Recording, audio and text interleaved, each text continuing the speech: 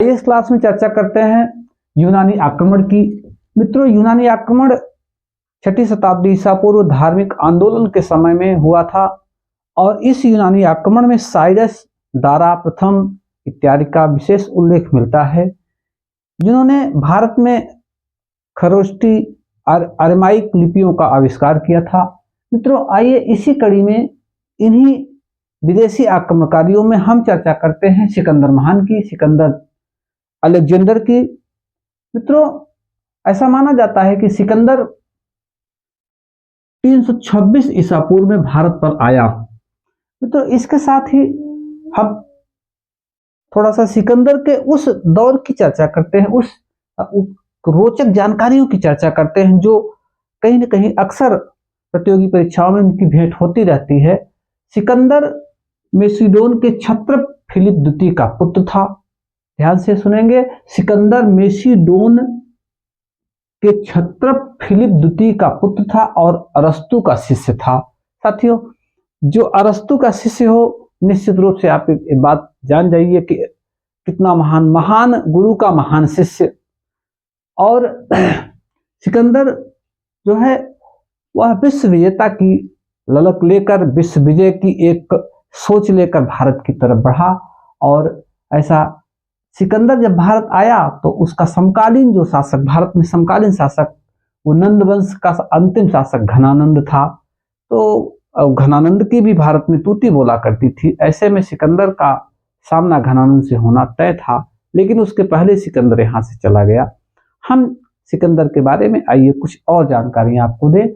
सिकंदर जब भारत के पश्चिमोत्तर भाग पर आक्रमण किया, उस समय अश्वक सीमांत एक गणराज्य था जहां की राजधानी मस्सस थी। और ऐसा माना जाता है कि उस राज्य में स्त्रियों ने सिकंदर का बड़ा ही कड़ा प्रतिशोध किया था, बहुत ही कड़े तरीके से संघर्ष किया था और स्त्रियों के शहीद होने की सूचना मिलती है। साथियों, ऐसा यूनानी इतिहासकारों द्वारा इसका उल्लेख मिलता है। आइए अब बात करते हैं कुछ ऐसे विभीषणों की जिनकी वजह से सिकंदर भारत में सफल हुआ।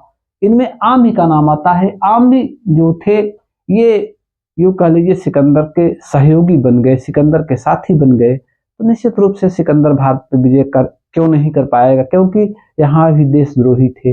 देशद्रोहियों की सूची जब बनती है तो उसमें आम्ही का नाम सबसे पहला नाम अगर आता है तो आम्ही का आता है। आम्ही का जो शासन क्षेत्र था वो सिंधु और झेलम नदी के बीच में था। आम्ही का साम्राज्य सिंधु तथा झेलम नदी के मध्य था। आम्ही सिकंदर का क्या हुआ था, सहायक हुआ था। उसी ने सिकंदर को भारत विजय के लिए उस मार्ग प्रशस्त करने का काम किसने किया था, आम्ही ने किया था। अब सिकंदर का जो प्रमुख प्रतिद्वंदी था, जिसने सिकंदर को कड़ी शिकस्त दी थी, कड़ी टक्कर दी थी, उसका नाम था पोरस। उसको पूर्व कहा जाता था और या पोरस कहा जाता था। पोरस का जो साम्राज्य था झेलम और चिनाब नदी के मध्य था। झेलम व चिनाब नदी के मध्य में पोरस का साम्राज्य था। दोनों में घमासान युद्ध हुआ और इस युद्ध में ऐसा माना जाता है कि पोरस क्या हुआ था, पराजित हो गया था। और जब सिकंदर के सामने प्रस्तुत किया गया तो सिकंदर ने पूछा पोरस से कि तुम्हारे साथ कैसा व्यवहार किया जाए। पोरस ने बड़ी ही बहादुरी से कहा, एक शासक के साथ जैसा व्यवहार करता है, एक राजा के साथ जैसा व्यवहार करता है। इस बात को सुनकर सिकंदर आश्चर्यचकित हो गया। उसने उसकी वीरता से प्रसन्न होकर उसका साम्राज्य वापस कर दिया और अपना मित्र उसे बना लिया। कैसे देखिए, भारत की गौरव गाथा का ये प्रमाण मिलता है, ये उल्लेख भी यूनानी इतिहासकारों द्वारा मिलता है। ये सबसे बड़ी बात है साथियों। उसके बाद अब सिकंदर के जो है आक्रमण का प्रभाव देखा जाए। देखिए, कुछ विद्वान मानते हैं कि सिकंदर का जो है भारत पर आक्रमण आदि की भांति आया और चला गया, इसका कोई भारत पर प्रभाव नहीं पड़ा। लेकिन मित्रों, ये निश्चित तौर से है कि उस समय यूनानियों का संपर्क जब भारत से आया तो भारत में अनेक ऐतिहासिक प्रभाव हुए। सबसे बड़ा प्रभाव तो ये हुआ कि भारत में क्रमबद्ध इतिहास लिखने की जो व्यवस्था थी वो चल पड़ी। यानी सिकंदर के आक्रमण के बाद से भारत का क्रमिक इतिहास मिलने लगता है, लिखित इतिहास और क्रमिक मिलने लगता है। कब से? सिकंदर के आक्रमण के बाद से।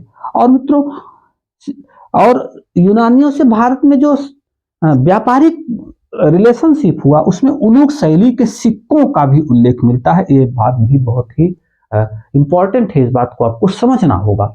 सिकंदर भारत पर 19 महीने रहा। सिकंदर भारत में कितने महीने रहा? 19 महीने रहा। और सिकंदर के सैनिक साथियों वो ब्यास नदी से आगे बढ़ने से इनकार दिए। ब्यास नदी से आगे बढ़ने से सिकंदर के सैनिकों ने, हमको लगता है कि उसके बाद उनके सैनिकों को घनानंद के साम्राज्य की सूचना मिल गई थी कि एक बहादुर योद्धा यहाँ और भी, वो पोरस से एक युद्ध में पोरस की वीरता को देख चुके थे साथियों। तो कुछ और ही ज्यादा होगा, यहाँ की जलवायु जो है यूनानी सैनिकों के अनुकूल नहीं थी, तमाम बातें रही होंगी। यहीं से सिकंदर वापस लौट गया और 323 ईसा पूर्व में बेबीलोन में सिकंदर की मृत्यु हो गई साथियों। सिकंदर ने भारत में जो है 3 नगर, निकाया, विजयनगर और अपने घोड़े के नाम पर बुकाफेला, घोड़े के नाम पर बुकाफेला नगर और सिकंदरिया, ये 3 नगर जो है या 3 साम्राज्य को बसाने का काम किसने किया था? सिकंदर ने किया था। ऐसा कह लीजिए कि सिकंदर के ये उपनिवेश थे भारत में, जो सिकंदर यहाँ छोड़ के गया था।